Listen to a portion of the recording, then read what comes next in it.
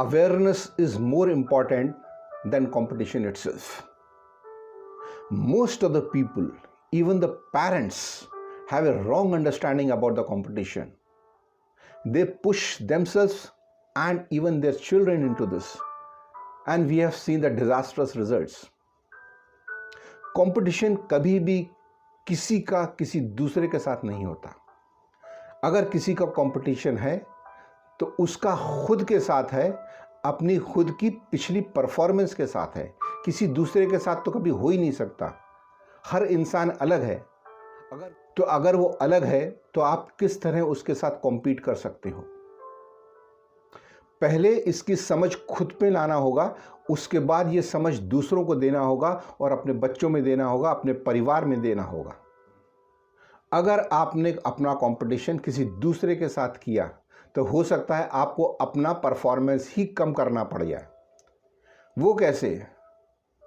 अगर Usain bolt अपना competition किसी दूसरे एथलीट के साथ करता तो उसे अपनी परफॉर्मेंस बिल्कुल कम करनी पड़ती. क्यों? क्योंकि जब वो फिनिश लाइन को क्रॉस करता है तो उसके आसपास कोई दिखाई तक नहीं देता. और अगर उसने नंबर 2 से अपनी कंपटीशन किया होता तो उसको अपनी परफॉर्मेंस तक कम करनी पड़ सकती थी. लेकिन एथलीट्स कभी दूसरे से कॉम्पीट नहीं करते. वे अपनी ही परफॉर्मेंस इंप्रूव करते चले जाते हैं. वे सिर्फ खुद से कॉम्पीट करते हैं. So never compare yourself with others and even your children with others. आपका किसी से कोई कंपटीशन नहीं है. आपका कंपटीशन अगर किसी से है वो खुद से है. So that's it for today. If you are someone who wants to crack interviews and learn public speaking, then just fill the form below.